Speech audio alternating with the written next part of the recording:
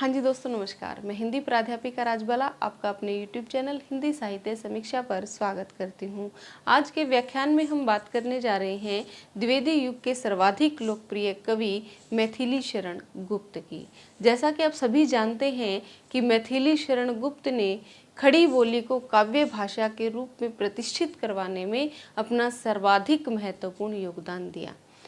इन्होंने इतना विशद और विशाल साहित्य हिंदी को दिया कि अगर इनका साहित्य हिंदी भाषा में से निकाल दिया जाए तो हिंदी भाषा का जो साहित्य है वो निर्जीव और बेजान सा हो जाएगा। आज उन्हीं महान कवि और शब्दों के पुरोधा की बात इस व्याख्यान में मैं करने जा रही हूँ। तो सबसे पहले हम बात करते हैं इनके जन्म की। इनका जन्म कब हुआ? इनका जन्म हुआ 3 अगस्त 1886। कहाँ हुआ? उत्तर प्रदेश के झांसी जिले के चिरगांव नामक स्थान पर इनका जन्म होता है। ठीक है, कहाँ हुआ इनका जन्म? झांसी के चिरगांव नामक स्थान पर इनका जन्म हुआ। कब हुआ? 1886 में। कब हुआ? तारीख क्या थी? 3 अगस्त को ये जन्मे थे। पिता का क्या नाम था? इनके पिता का नाम था रामचरण दास। कहीं रामचरण कनकने भी मिलता है और कहीं पर रामचरण दास भी मिलता है। अगर रामचरण कनकने मिले तो वो भी ठीक है और रामचरण दास मिले तो वो भी ठीक है, दोनों एक ही व्यक्ति के नाम हैं। और इनकी माता का क्या नाम था? इनकी माता का नाम था काशीबाई। इनके पिता ने अपने जीवन में 2 विवाह किए और दूसरी पत्नी से जो काशीबाई थी उनसे मैथिली शरण गुप्त का जन्म होता है। तो रामचरण दास कनकने जो थे वो प्रसिद्ध राम भक्त थे। रामचरण दास कनकने स्वयं भी क्या थे? राम भक्त थे और ये कवि भी थे। बहुत अच्छे कवि भी थे, कविताएं भी ये लिखा करते थे और इनकी काव्य रचना का ही प्रभाव था कि मैथिली शरण गुप्त को इनसे प्रेरणा मिलती है काव्य रचना करने के लिए। मतलब प्रेरणा स्रोत अगर किसी को कहा जाए मैथिली शरण गुप्त का तो वो कौन थे? इनके पिताजी ही थे, रामचरण दास कनकने। रामचरण दास कनकने जो थे वो बहुत प्रसिद्ध व्यापारी थे। चिरगांव में इनका बहुत अच्छा व्यापार चलता था और ये झांसी या चिरगांव के आसपास के क्षेत्रों में, चिरगांव में ये एक संपन्न व्यक्ति थे। इनकी टक्कर का कोई व्यापारी, कोई व्यक्ति चिरगांव में उस समय नहीं था। बहुत से हाथी, घोड़े, रथ इत्यादि जो हैं वो इनके घर में हुआ करते थे। एक अच्छी रियासत थी कह लीजिए।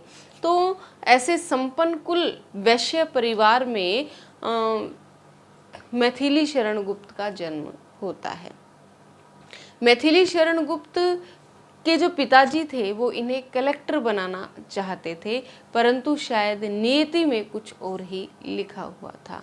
मैथिली शरण गुप्त की शिक्षा दीक्षा की मैं बात करूं तो इनकी जो 3री तक की जो शिक्षा थी वो चिरगांव में ही एक मदरसे में इनकी प्रारंभिक शिक्षा जो है वो करवाई जाती है। वहाँ से फिर अंग्रेजी सीखने के लिए इन्हें झांसी के मैकडॉनल्ड्स स्कूल में भेजा जाता है। कहाँ भेजा जाता है? झांसी के मैकडॉनल्ड्स स्कूल में। 3री कक्षा तक इनकी पढ़ाई कहाँ हुई थी? गांव के ही मदरसे में, चिरगांव के मदरसे में इनकी तालीम हुई 3री कक्षा तक और फिर झांसी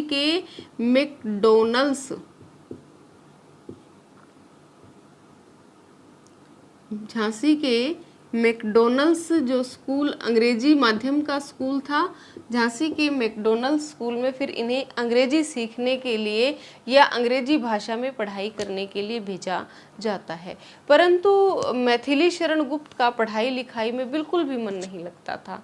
ये स्कूल से भाग जाते थे, चक्री चलाना, पतंग उड़ाना, शादी विवाह में बारात में जाना, इन सब बातों का इन्हें बहुत अधिक चाव था, बहुत अधिक मन लगता था। तो मैकडॉनल्ड्स स्कूल में भी इनका मन नहीं रमा और फिर ये क्या है, अपने गांव में ही वापस आ जाते हैं और वहाँ फिर इनकी शिक्षा का प्रबंध इनके पिताजी के द्वारा इनके घर पर ही किया जाता है। और ये स्वाध्याय द्वारा ही फिर जब बड़े हो गए तो लेखन में जैसे रुचि जागृत हुई, तो रुचि जागृत होने के पश्चात ये क्या है, विभिन्न प्रकार के वेद पुराणों का अध्ययन करते हैं और फिर वही जो अध्ययन है वो उनका इनकी रचनाओं में भी दिखाई पड़ता है। और जब ये 12 वर्ष की आयु के ही थे तो उसी समय इन्होंने ये जो है वो कनकलता नाम से ब्रज भाषा में लिखना इन्होंने शुरू कर दिया था। पूछा भी जा सकता है कि कितनी वर्ष की आयु में लेखन कार्य शुरू कर दिया था, तो 12 वर्ष की आयु में ही इन्होंने कनकलता नाम से लिखना शुरू कर दिया था। कौन से नाम से लिखना शुरू किया था? कनकलता नाम से। पूछा जा सकता है कि कनकलता उपनाम किसका है, तो वो किसका है? मैथिली शरण गुप्त का। ठीक है, मैथिली शरण गुप्त ने कितने वर्ष की आयु में लिखना शुरू कर दिया था? 12 वर्ष की आयु में लिखना शुरू कर दिया था। और ये ब्रज भाषा में क्या है, पहले तो छोटे मोटे दोहे लिखते थे, फिर थोड़े से बड़े हो गए तो इन्होंने छप्पे चौपाई इत्यादि लिखना शुरू कर दिया। और फिर इनकी जो रचनाएं हैं वो रसिकेंद्र नाम से छपना शुरू हो गई थी। तो कहाँ छपना शुरू हुई? इनकी जो रचनाएं हैं वो कलकत्ता की पत्रिका थी जिसका नाम था वैश्योपकारक।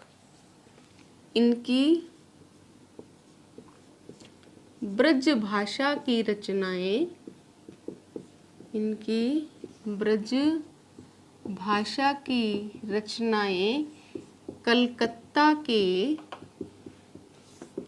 कलकत्ता के वैश्योपकारक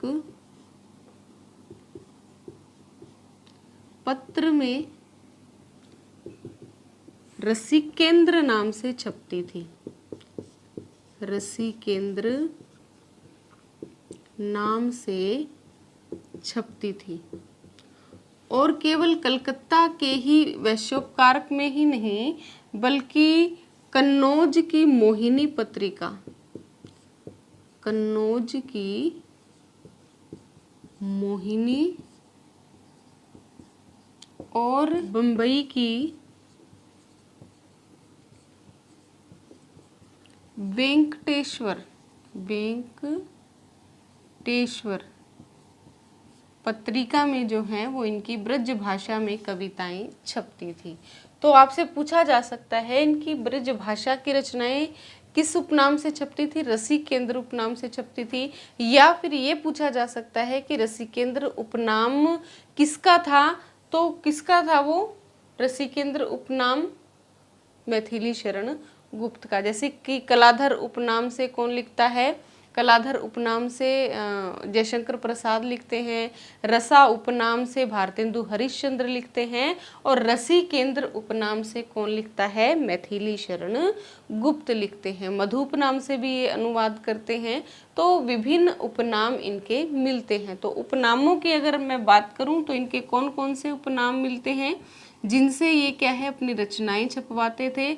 एक तो मिलता है कनकलता, याद कर लीजिएगा इन्हें और नोट भी कर लो। कनकलता। दूसरा इनका मिलता है रसिकेंद्र, और तीसरा इनका मिलता है मधुप उपनाम से भी। ये क्या है? बंगाल की रचनाओं का जो अनुवाद है वो माइकल की रचनाएं थी, उनका अनुवाद ये मधुप नाम से करते हैं। आगे के जो लेक्चर प्रसंगवश होंगे जिसमें मैं अनुवादित कृतियाँ इनकी करवाऊंगी तो उस समय विस्तार से आपको सब बताया जाएगा। ठीक है, तो कन्नौज की मोहिनी और बंबई की वेंकटेश्वर में इनकी ब्रज भाषा की जो कविताएं हैं वो रसिकेंद्र नाम से छपती थी। और बात करी कि इनके पिता का क्या नाम था, रामचरण दास कनकने था, जो बहुत अधिक संपन्न व्यापारी थे। माता का नाम काशीबाई था और पत्नी का नाम क्या था, सरयू देवी था। सरयू देवी था। ये इनकी कौन सी पत्नी थी, ये इनकी तीसरी पत्नी थी। सरयू देवी कौन थी, इनकी तीसरी पत्नी थी। देखिए, हिंदी साहित्य के जितने भी कवि हैं उनका जीवन जो है वो कष्टों से भरा हुआ है। कोई ही कवि ऐसा मिलेगा जिसके जीवन में सब प्रकार की सुख सुविधाएं थी। बहुत से कवि ऐसे हैं जो कष्टों को झेलते हुए, संघर्ष करते हुए अपने जीवन में बहुत आगे तक बढ़े हैं। चाहे उनमें जयशंकर प्रसाद हो, चाहे फिर भारतेंदु हरिश्चंद्र हैं, चाहे प्रताप नारायण मिश्र हैं। प्रत्येक कवि ने अपने जीवन में संकटों को झेला है और उन संकटों से जूझते हुए, उन्हें दरकिनार करते हुए भी ये अपने साहित्य को आगे बढ़ाते रहे और हिंदी साहित्य में अपना योगदान देकर अपना नाम वो अमर कर गए। तो उन्हीं साहित्यकारों में से इसी प्रकार की समस्याओं से ग्रसित होकर जो मैथिली शरण गुप्त हैं, वो भी हिंदी साहित्य में क्या है, एक अमर व्यक्तित्व के रूप में हमारे सामने प्रस्तुत होते हैं।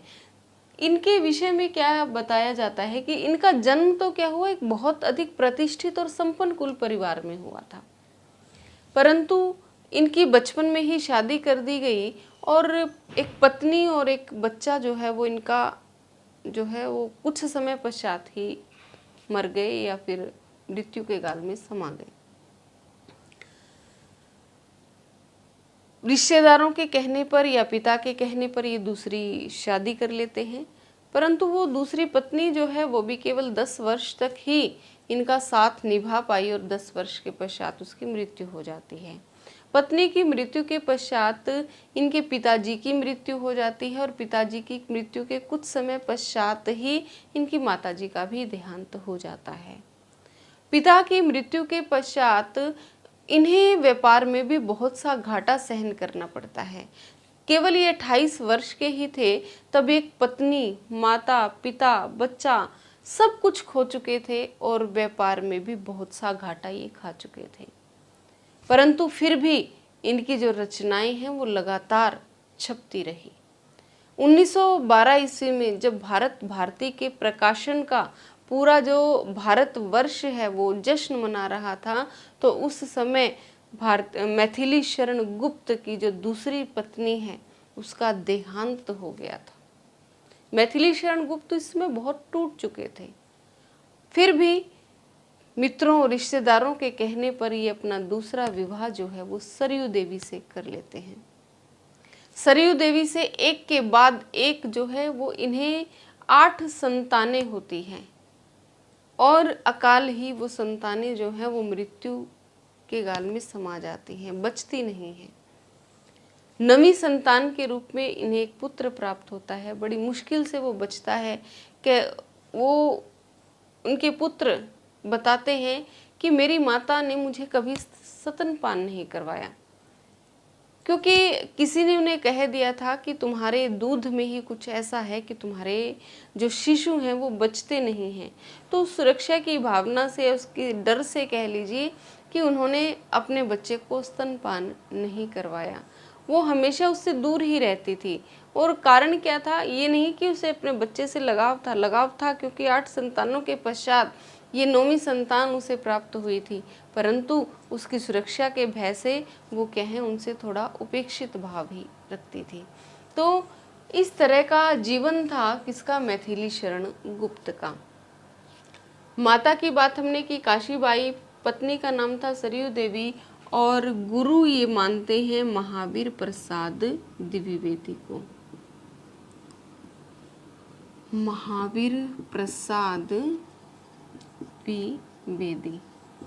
और इनके भाई थे सियाराम शरण गुप्त, जो भी सियाराम शरण गुप्त, ये भी हिंदी साहित्य के क्या है, बहुत ही महत्वपूर्ण कवि थे। द्विवेदी युग के महानतम कवियों में से ये गिने जाते हैं। और मैथिली शरण गुप्त ने अपने जीवन में बहुत सी उपाधियां धारण की। इन्हें 1946 ईस्वी में 1946 में इन्हें साहित्य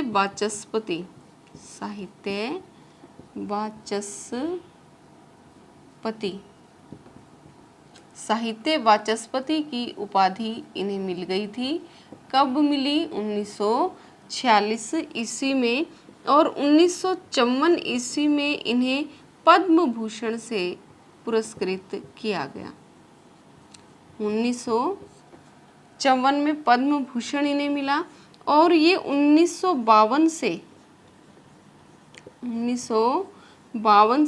1964 अपने जीवन के अंतिम समय तक ये क्या रहे?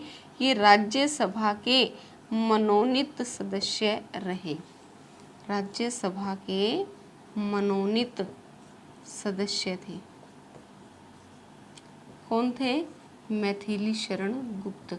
मतलब ये क्या है, 12 वर्ष तक राज्यसभा में अपनी सेवाएं भी इन्होंने दी। राज्यसभा में जब कोई बहस होती थी किसी विषय पर, तो ये कविताओं के माध्यम से उस बहस में हिस्सा लेते थे।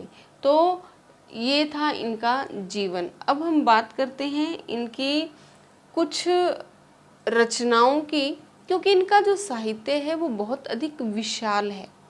इन्होंने अपने जीवन में बहुत से 2 महाकाव्य लिखे और 19 खंड काव्य जो हैं वो माने जाते हैं। किसके द्वारा? डॉक्टर नगेंद्र के द्वारा। कुछ मुक्तक भी लिखे, कुछ गीति काव्य भी लिखे, गीति नाट्य भी लिखे, पत्र शैली में कविताएं लिखी। मतलब कि एक कुल माना इनकी जो रचनाओं की संख्या है वो 40 मानी जाती है। तो उन 40 की 40 रचनाओं की हम बहुत व्याख्यात्मक रूप से चर्चा करेंगे। ठीक है, तो आज के व्याख्यान में हम केवल इनके 2 महाकाव्यों की बात करेंगे और अगला जो मेरा व्याख्यान होगा उसमें मैं इनके 19 खंड काव्यों की बात करूंगी। ठीक है, तो पहले हम इनके क्या कर लेते हैं, महाकाव्यों की बात करते हैं। इन्होंने अपने जीवन में कितने महाकाव्य लिखे? 2 महाकाव्य लिखे। पहला महाकाव्य था इनका साकेत, जो कब प्रकाशित हुआ था? 1931 ईस्वी में प्रकाशित हुआ था। और साकेत की कहानी क्या है? साकेत में उर्मिला को नायिका बनाया गया है। साकेत की कहानी तो जो है वो रामचरितमानस जो तुलसीदास ने लिखी थी उसकी कहानी को आधार बना करके लिखी गई है। परंतु जो जैसे कि रामचरितमानस में सीता को नायिका का रूप दिया गया है, परंतु जो साकेत है इसमें उर्मिला को नायिका बनाया गया है। और इसकी प्रेरणा कहाँ से इन्हें मिली? 1908 ईस्वी में। 1908 में महावीर प्रसाद द्विवेदी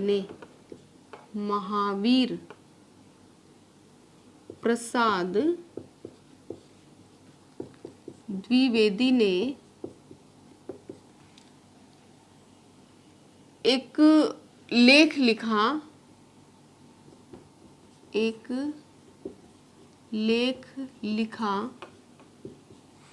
क्या लिखा? कवियों की उर्मिला विषयक उदासीनता। कवियों की उर्मिला विषयक उदासीनता। कवियों की उर्मिला विषयक उदासीनता। और ये भी पूछा जा सकता है कि महावीर प्रसाद द्विवेदी ने किस नाम से इस लेख को लिखा? भुजंग भूषण भट्टाचार्य। भुजंग भूषण भट्टाचार्य इस छद्म नाम से इन्होंने क्या है 1908 में एक लेख लिखा कि कवियों की उर्मिला विषयक उदासीनता की जो रामायण के जो चरित्र हैं, चाहे राम है, सीता है, लक्ष्मण है, भरत है, हनुमान है, उनको तो सब बहुत अधिक महत्व देते हैं, आदर की दृष्टि से देखते हैं, श्रद्धा उनके प्रति सब पाठकों के मन में उत्पन्न हो जाती है। परंतु जो उर्मिला है, जिसने अपने पति के वियोग में 14 वर्ष बिताए हैं, उसे क्या मिला? उसके प्रति लेखकों के मन में या कवियों के मन में एक भावना क्यों नहीं है? क्यों वो लेखकों की उपेक्षा का शिकार हो रही है? क्योंकि वो महावीर प्रसाद द्विवेदी मानते हैं कि सीता से बड़ा त्याग तो उर्मिला का है। सीता जो है वो कम से कम अपने पति के साथ तो है, उर्मिला ने तो उसके विरह में, उसके वियोग में 14 साल बिताए हैं। तो वो कहते हैं कि सीता से बड़ा तो तप त्याग किसका है, उर्मिला का है। परंतु फिर भी वो लेखकों के, कवियों की उपेक्षा का शिकार बनी हुई है। तो वो क्या है, एक लेख लिखते हैं, कवियों की उर्मिला विषयक उदासीनता। तो इस लेख से प्रभावित होकर के जो मैथिली शरण गुप्त हैं वो 1914 में साकेत लिखना शुरू करते हैं।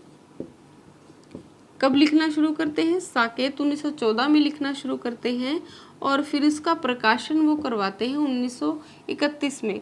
मतलब क्या है, 12-13 सालों तक वे इसे लिखते हैं और इसका प्रकाशन फिर जाकर के वो कौन से युग में करवाते हैं? वो छायावादी युग में इसका प्रकाशन करवाते हैं। आपसे पूछा जा सकता है कि साकेत का प्रकाशन किस युग में हुआ? तो किस युग में हुआ? द्विवेदी युग में तो नहीं हुआ, क्योंकि द्विवेदी युग तो 1920 तक माना जाता है और उससे 1920 से 1936 तक कौन सा युग माना जाता है? छायावादी युग माना जाता है। तो प्रकाशन कौन से वर्ष में हुआ, कौन से युग में हुआ? इसका प्रकाशन छायावादी युग में होता है। लेखन कार्य शुरू कर देते हैं द्विवेदी युग में और इसका प्रकाशन करवाते हैं आगे चलकर छायावादी युग में। क्योंकि महावीर, ये जो मैथिली शरण गुप्त है, इनका लेखन बहुत विस्तृत और विशाल है।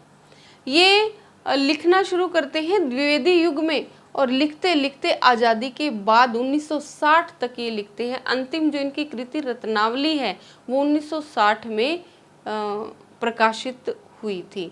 तो ठीक है, ये 1905 में इनकी प्रथम कविता हेमंत आती है खड़ी बोली में और उसके पश्चात ये लगातार सृजन कार्य करते रहते हैं।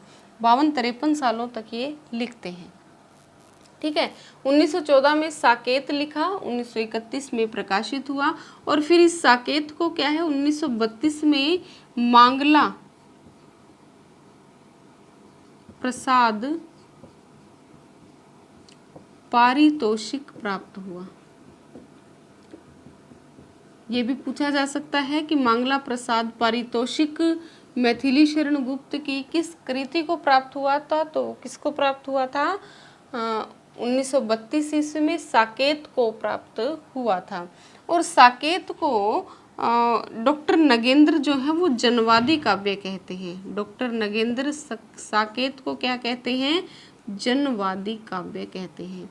ये भी आपसे पूछा जा सकता है कि जनवादी काव्य साकेत को किसने कहा था? तो किसने कहा था? डॉक्टर नगेंद्र ने साकेत को जनवादी काव्य कहा था। और भी बहुत सी बातें हैं साकेत के विषय में।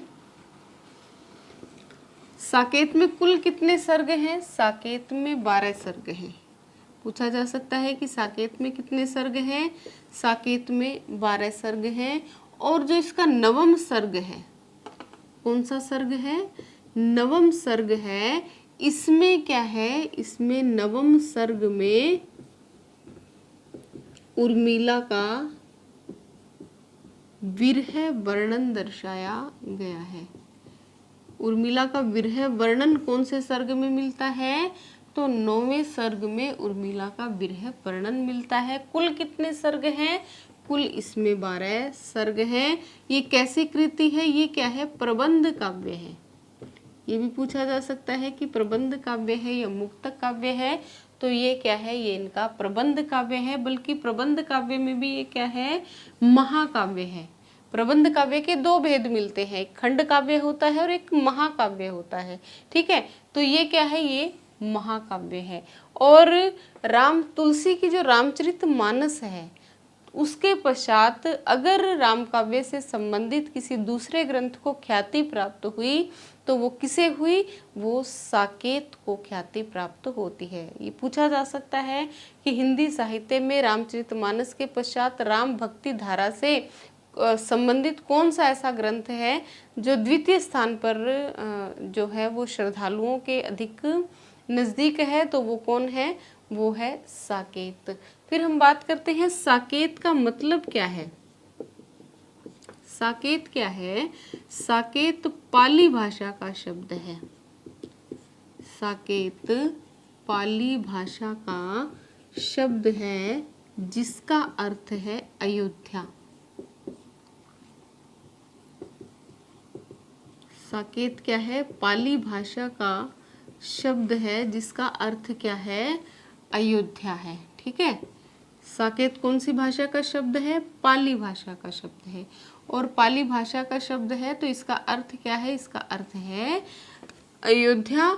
और जैसे कि डॉक्टर नगेंद्र ने साकेत को क्या क्या कहा? जनवादी काव्य कहा।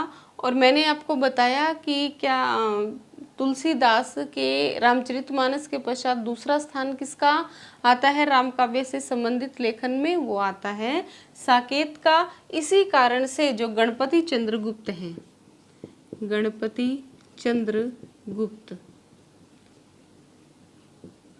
गणपति चंद्रगुप्त जो हैं वो इन्हें क्या कहते हैं?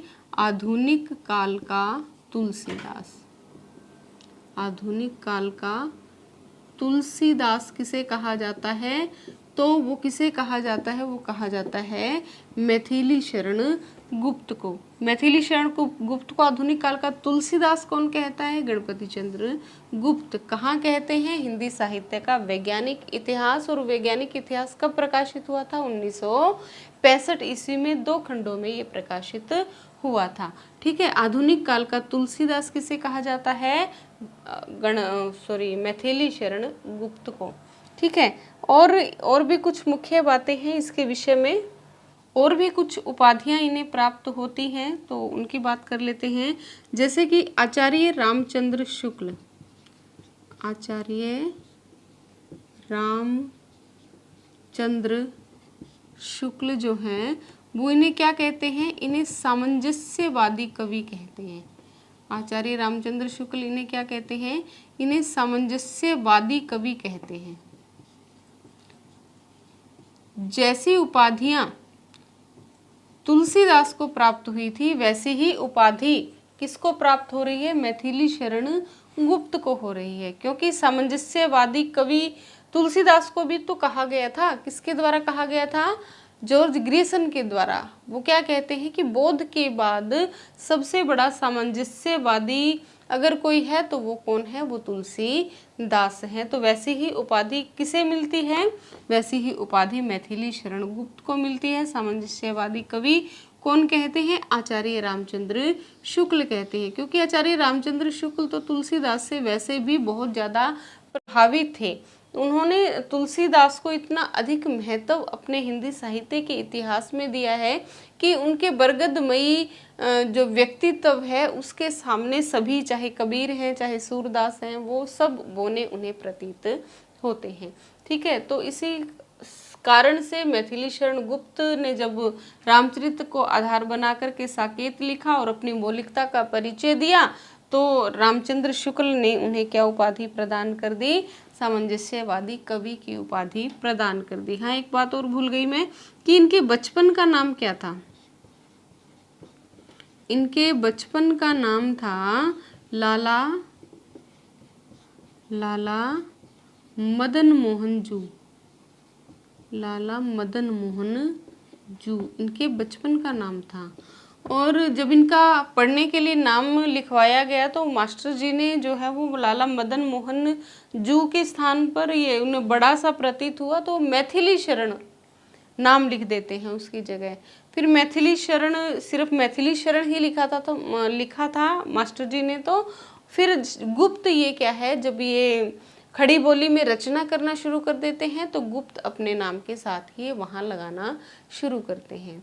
ये भी एक बड़ी रोचक सी बात है कि पहले क्या लिखते थे? ब्रजभाषा में लिखते थे। फिर जब ये जब सरस्वती के विषय में सुनते हैं तो इनकी बड़ी इच्छा होती है कि सरस्वती में मेरी भी रचनाएं छपनी चाहिए। तो ये जाते हैं मैथिली शरण गुप्त के पास, महावीर प्रसाद द्विवेदी के पास, और कहते हैं कि मैं चाहता हूँ कि मेरी रचनाएं जो हैं वो सरस्वती में छपे। मैथिली शरण महावीर प्रसाद द्विवेदी कहते हैं हाँ, रचनाएं तो छपनी चाहिए, परंतु आप तो क्या है ब्रजभाषा में लिखते हैं और आप जानते हैं कि सरस्वती पत्रिका में जो है वो मैं खड़ी बोली में ही कविताएं छापता हूँ। तो मैथिली शरण गुप्त कहते हैं तो कोई बात नहीं, मैं खड़ी बोली में कविताएं लिख दूंगा और मेरी जो कविताएं होंगी वो खड़ी बोली में आपके पास आएंगी और रसिकेंद्र नाम से आएंगी। तो मैथिली शरण कहते हैं कि रसिकेंद्र का जमाना गया, मैथिली शरण नाम से लिखिएगा। तो फिर ये मैथिली शरण नाम से ये लिखना शुरू कर देते हैं और गुप्त अपने नाम के साथ लगाना शुरू कर देते हैं। और फिर ये अपनी जो पहली कविता है सरस्वती पत्रिका में छपने के लिए भेजते हैं, जिसका नाम है हेमंत। तो पूछा जा सकता है कि इनकी प्रथम कविता कौन सी थी, तो इनकी प्रथम कविता का नाम क्या था, हेमंत था। प्रथम कविता कौन सी थी, हेमंत थी। कब प्रकाशित हुई थी, 1905 में। ये सरस्वती पत्रिका में प्रकाशित हुई थी, सरस्वती पत्रिका, सरस्वती पत्रिका में प्रकाशित होने वाली। और ये कौन सी बोली में थी, ये खड़ी बोली में थी। पहले कौन सी भाषा में लिखते थे, ये ब्रज भाषा में लिखते थे, और फिर इन्होंने खड़ी बोली में लिखना शुरू कर दिया। किसकी प्रेरणा से, महावीर प्रसाद द्विवेदी की प्रेरणा से इन्होंने हेमंत भेजी फिर छपने के लिए। 1905 में ये छपी, खड़ी बोली में थी, सरस्वती पत्रिका में ये कविता जो है वो उनकी छपती है। पहला अगर कोई इनका खंड काव्य पूछ ले तो वो कौन सा था, रंग में भंग। पहला इनका खंड काव्य था रंग में भंग, जो कब प्रकाशित हुआ था, 1909 में। और हेमंत तो किसकी है, मैथिली शरण गुप्त की है। और एक है गुणवंत हेमंत, गुणवंत हेमंत, ये भी खड़ी बोली की प्रथम रचना है, परंतु ये किसकी है, ये श्रीधर पाठक की है। बहुत ध्यान से याद कीजिएगा इन दोनों को। ये गुणवंत हेमंत प्रकाशित हुई थी 1902 में। और कब किसने प्रकाशित करवाई थी, गुणवंत हेमंत जो रचना है ये श्रीधर पाठक की है।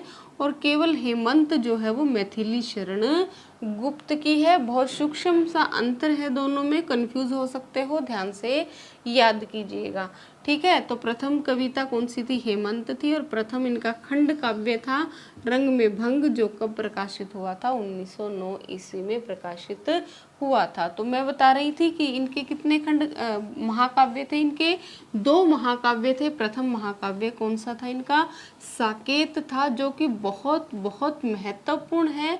और हिंदी साहित्य में ये हाथों हाथ लिया गया, मतलब बहुत पसंद किया गया हिंदी साहित्य प्रेमियों के द्वारा, राम काव्य प्रेमियों के द्वारा। दूसरा था इनका जय भारत, जय भारत, जो आज़ादी के बाद प्रकाशित हुआ था 1952 ईस्वी में। और ये सबसे बड़ा महाकाव्य है, मतलब इनकी जितनी भी रचनाएं हैं उन रचनाओं में सबसे अधिक विशाल रचना है ये, सबसे अधिक विशाल रचना है।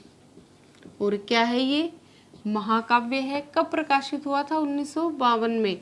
और इसकी कथा वस्तु क्या है, महाभारत की संपूर्ण कथा, महाभारत की संपूर्ण कथा को आधार बनाकर ये जो है ये महाकाव्य रचा गया है। क्योंकि महाभारत जो है वो सबसे विशाल जो है वो महाकाव्य माना जाता है, भारत का ही सबसे विशाल महाकाव्य माना जाता है। जो इसको आधार बना करके ये लिखेंगे तो ये निश्चित सी बात है कि सबसे अधिक विशाल इनका महाकाव्य ये भी रहा होगा। तो साकेत और जय भारत दोनों ही क्या है, इनके महाकाव्य हैं। और साकेत और जय भारत के विषय में मैंने आपको विस्तार से बता दिया है। मुझे नहीं लगता कि इससे संबंधित, साकेत से संबंधित कोई अन्य प्रश्न भी आपसे पूछा जा सकता है, क्योंकि इसकी एक एक बात को मैंने पूर्ण रूप से आपके सामने चर्चा की है। तो आज के व्याख्यान में केवल इतना ही। अगले व्याख्यान में हम इनके खंड काव्यों की बात करेंगे। मैथिली शरण गुप्त से संबंधित कम से कम 3-4 वीडियो लेक्चर बनेंगे, तब जाकर के ये पूरा का पूरा विषय जो है वो पूर्ण हो पाएगा। तो संपूर्ण विषय को बहुत ही व्याख्यित रूप से हम विश्लेषण करेंगे, उसकी चर्चा करेंगे। तो मेरे सभी व्याख्यानों को बहुत ध्यान से सुनिएगा, उनके नोट्स बना लीजिएगा, जो आपके बहुत काम आएंगे। प्रत्येक परीक्षा की दृष्टि से बहुत महत्वपूर्ण है, क्योंकि प्रत्येक परीक्षा में मैथिली शरण गुप्त से संबंधित कुछ ना कुछ पूछ लिया जाता है, क्योंकि साहित्य ही इतना विशाल है कि कोई ना कोई प्रश्न तो आ ही जाता है। तो पूर्ण रूप से व्याख्यात्मक विश्लेषण होगा। तो तब तक के लिए कल के वीडियो लेक्चर में इनके खंड काव्यों की बात होगी। तो तब तक के लिए शुभ रात्रि, आपका दिन शुभ हो। धन्यवाद।